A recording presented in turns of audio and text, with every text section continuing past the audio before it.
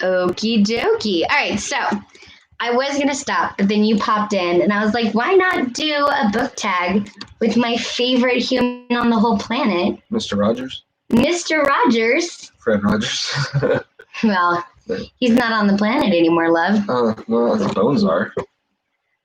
That's a great question. Are you your bones? I don't know.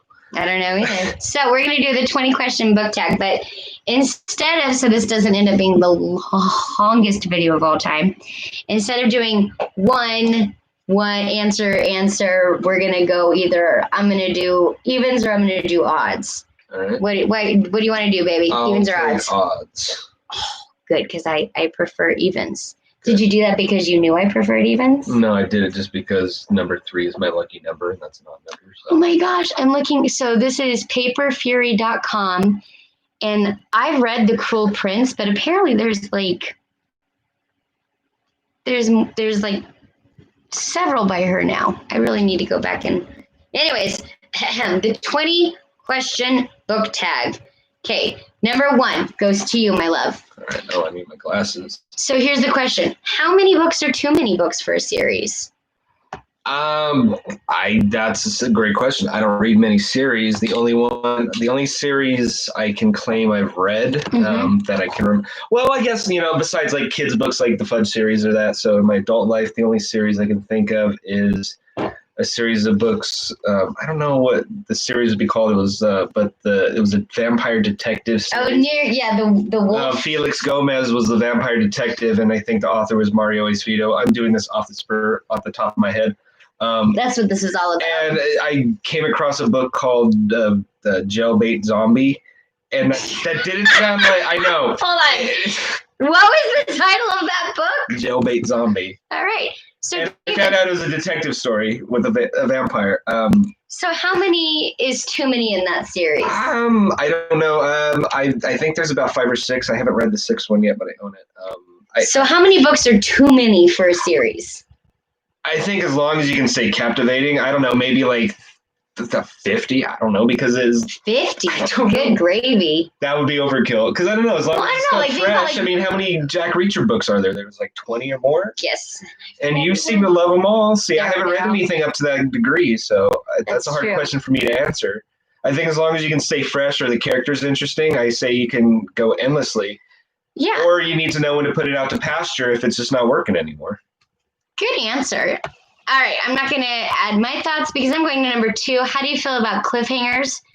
It depends. Like, are you going to is it a cliffhanger that's never addressed? Because that's cruel. Right. But if it's the cliffhanger that's going to be addressed, then hang away. But if it's going to be like, oh, it's a cliffhanger and then the book series never's finished, or, like when TV shows, they don't know that they're being canceled and they leave you on this big old cliffhanger. That's so unsatisfactory, unsatisfying. All right, number 3, hardcover or paperback? Talk amongst yourselves. I don't know. For me, I'd say paperback, just because I'm not a rereader of things. So, like, I could be happy with reading it once and letting it go. So if it gets damaged, I'm not going to, be so upset. Or I can easily pass it off to somebody because it was a cheaper version. Like, hey, I enjoyed this, and I'll never read it again. But you might enjoy it. Yeah, I don't really care. Kind of whichever's cheapest in that moment. Because, if a hardcover's on sale, I'll go for a hardcover. But I'm not spending, 50% more to get a hardcover. No, I won't do that. So I think it depends on if you're a collector. I won't do that. I would do anything for books, but I won't do that. All right, number 4.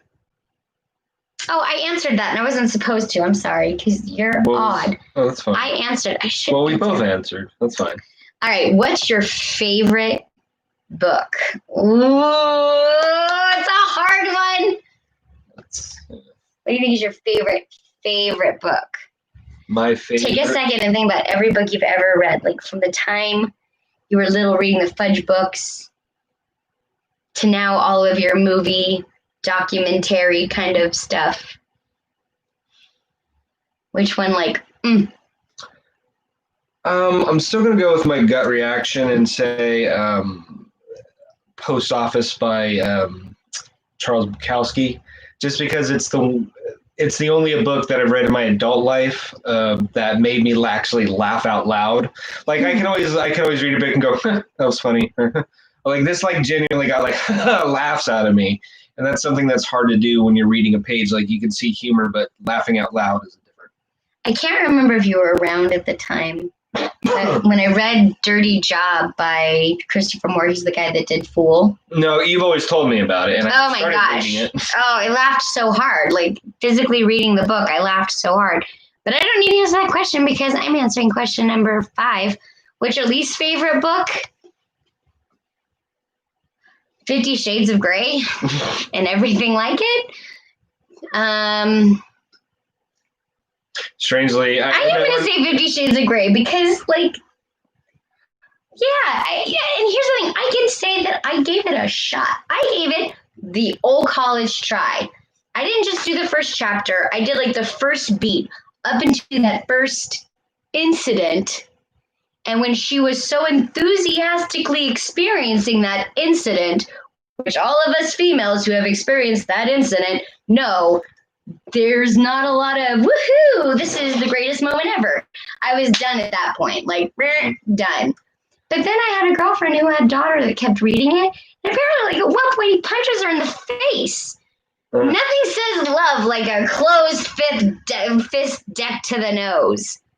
No, thank you. So that's my least favorite book for that reason, because you don't punch people you love in the face. The more you know. All right. David, I have a question for you. What's that? Are you into love triangles literarily, or yes or no? I'm going to have to say no because I don't read books that typically have a love triangle. At least I haven't. So I'm just going to have to say no because it hasn't been in my book reading universe. That feels fair. Oh my gosh, David, yours was the least favorite book. Mine was the love triangle. I'm going to say no because the reason that I see a lot of love triangles, and maybe it's because I read a lot of YA, right. It feels like the love triangle is like this false obstacle between the two characters you know are going to get together anyway. So I'm going to say no. No, thank you, love triangles. Then I'm going to go back and answer real quick the worst book I've ever read because I did have an answer for that. Oh, okay. Go for it. I'm going to say... We're going to throw the rules out the window. You know what? Here are the rules. If I feel like not answering a question, I won't. But go for it. Anyways, I will say kind of similar to yours. Okay. It was The 120 Days of Sodom by Marquis de Sade because I couldn't get through it. It was 600 pages, and I gave up on about page 200-ish because there was nothing moving the plot. It was just incident after incident after incident. It was also the dirtiest book I've ever read, which I won't go into details so we can keep this PG. But it was the dirtiest book I've ever read, and it still felt so unsexy. Oh, and so it was just, okay, if 1/3 of a book I'm through and I can't stand it, I'm just done. Yeah, that makes a lot of sense. All right, so then we're going to go on to number 7, which is your question, but we threw the rules out, so it doesn't matter. All right, what is it? The most recent book you couldn't finish. I might actually be right in the middle of mine. Oh, couldn't finish as in it was terrible, or? There's no other qualifiers. Could not finish. I'm gonna say one on a technical term, which was a book on the history of the movie Song of the South, and I couldn't finish it because I didn't finish it by the time it was a rental thing through Amazon, and my subscription went up, so I didn't finish it before that ended, so that's why I couldn't finish it. So for me, books I couldn't finish. You know what? I couldn't finish. I'm gonna go actually to a series. It was probably, so I was really into Charlene Harris, and then True Blood came out, and I was like, oh my gosh, yes! But then, like, the books became less enjoyable for me, and I think the one where Sookie and a liger, or a were-tiger, I think when they go into a relationship, I was just like, all right, so this is, no thank you, this is no longer for me, because it just felt like obstacle after obstacle for no real reason in a love life. And it's like, if you're going to go obstacle after obstacle, It should be like moving stuff forward. All right. For me, a book you're currently reading right here, Edge of Protocols. Woo, woo. My teacher. I feel like I'm always in the middle of 5 books, but I'm going to say That's fair. because I always start and it's like I get onto something else. So I'm going to say the book that I'm most in the middle of is A Confederacy of Dunces.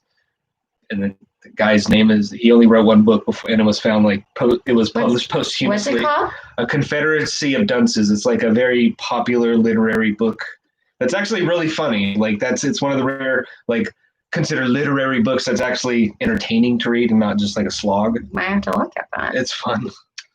Very New Orleans centric because it takes place in New Orleans. So number 9, what's the last book you recommended to someone? I don't remember because I don't really recommend books, not just because it just doesn't come up in natural conversation. Would you recommend A Confederacy of Dunces? From what I've read, absolutely. It's one of those classic books that is actually lives up to the hype for me. Anyways. Well, then far. Then that's the last book that you. There we go. I recommend to you Confederacy. Why? Thank you. My TBR is very full. It'll have to wait. All right. So number 10 is the oldest book you've read by publication date. Shakespeare, probably, right? Odysseus? Anything Greek? I was just going to say Greek, like Oedipus Rex, which was read in high school. I don't know. Beowulf? You know what I mean? I don't know. Yeah, something like that. But that was for pleasure. I don't know. Maybe just some Edgar Allan Poe stuff. All right. Then the newest book you've read by publication date, probably this one. No, that's not true. There's a second one already out. I don't know. I don't really pay attention to publication dates, so I'm going to say the newest book that's on my TBR is The Ballad of Songbirds and Snakes, which is the next Suzanne Collins book, which is obviously related to Hunger Games because of songbirds and snakes.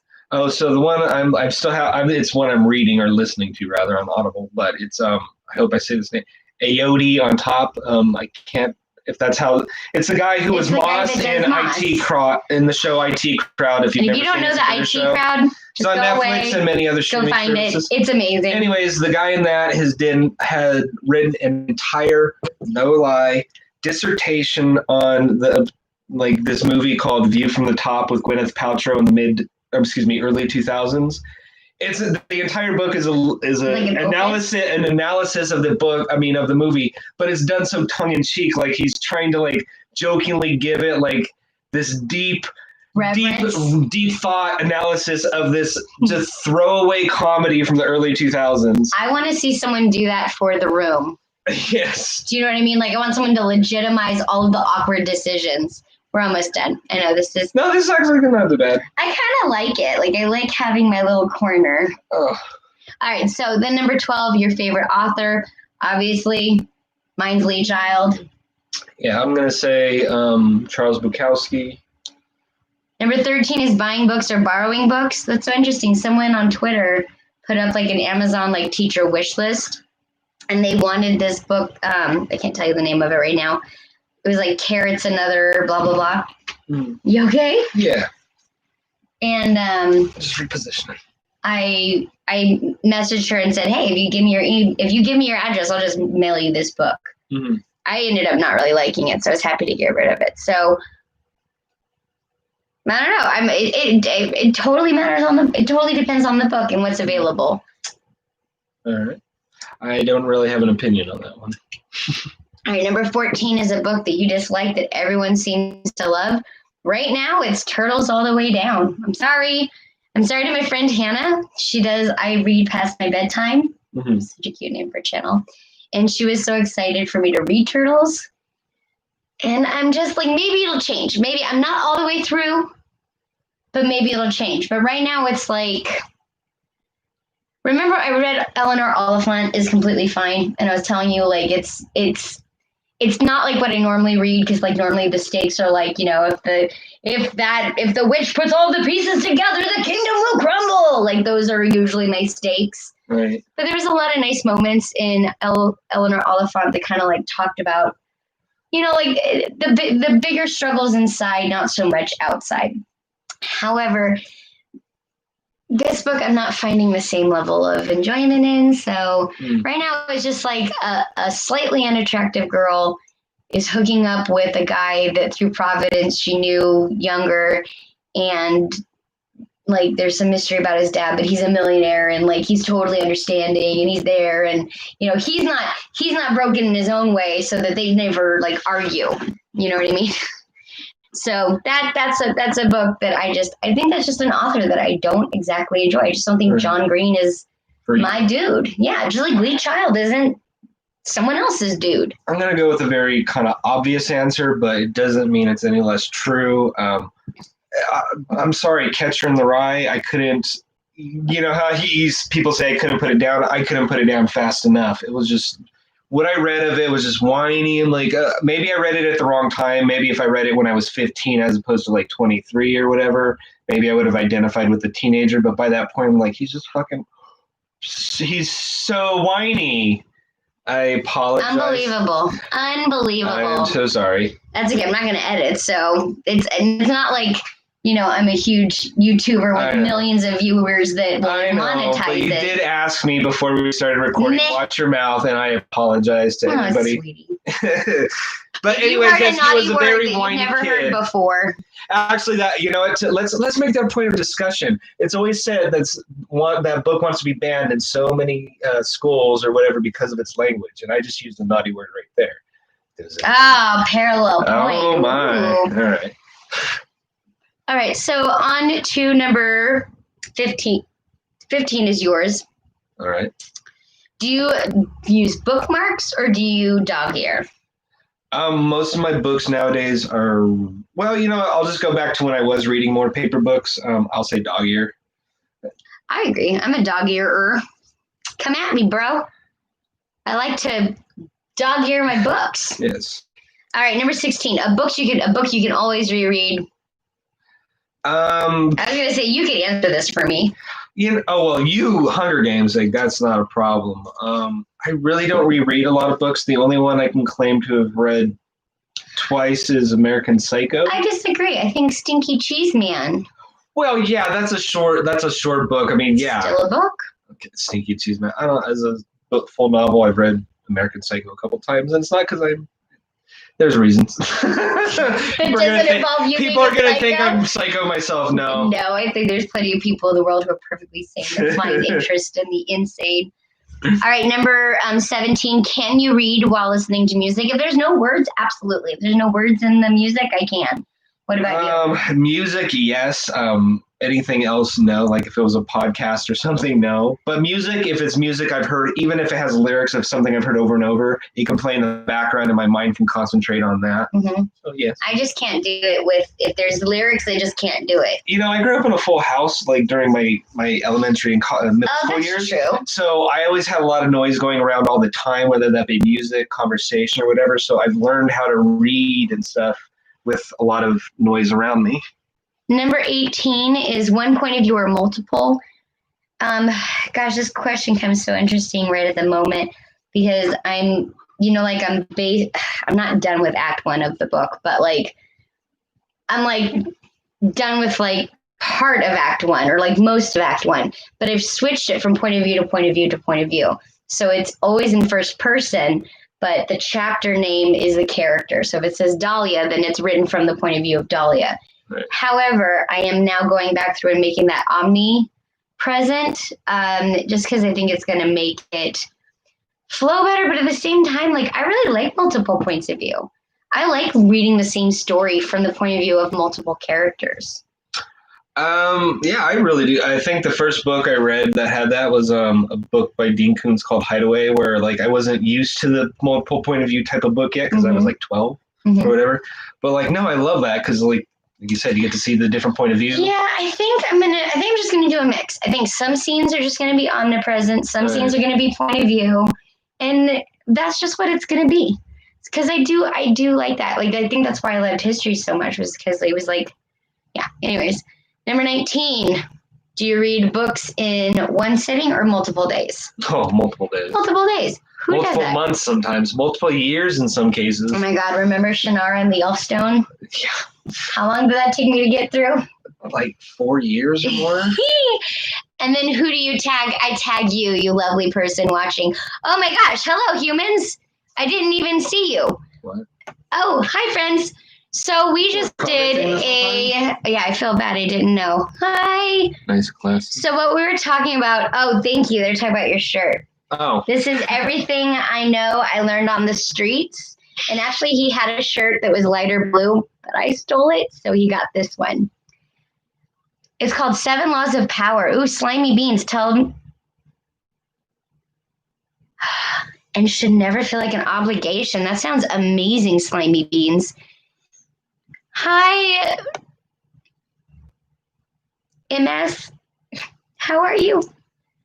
But yeah, that was pretty much the end of our little book tag question. So I am doing 100 book tags. This is number 11. David just happened to come sit down. And so I said, hey, come sit down. Let's just look up a random book tag. And then here it is. So if you're here and you're listening, that's what it is. It is a book tag with me. Oh boy, I'm gonna get up my. Yep, we're gonna go numb. be doing other things. Oh my butt cheek. Maybe I'll read. Maybe I'll quilt. Who knows these days? It's Blur's Day after all. What's the book called? David Wolf wants to know which book. Which book? What? Oh, it's not a flag. These are quilt pieces. I'm pretty easy to get distracted. So I build quilts in smaller pieces than most people, and then I'll put them on my wall. I usually don't plan it out. And then that way when I'm looking at it, I'll figure out where I want to go next. Oh, you're so sweet, David. What? He said, no, stay, you guys. My left side is numb. So yeah, it's not a flag. It's just, this is a piece of a quilt. I didn't know what I wanted it to look like. But now that I see it, I think I'm going to add it here so that it does like a little chevron going down. Thank you. All right, friends. We have adulting to do that requires our presence. Thank you. I need to quilt more right now, especially with the adoption. We've got to get some baby stuff going. All right, my friends, thank you so much for watching and commenting. That was crazy. It's the first time it happened outside of my teacher content. So yeah, thanks for being here. Take care of yourselves, my friends. Bye.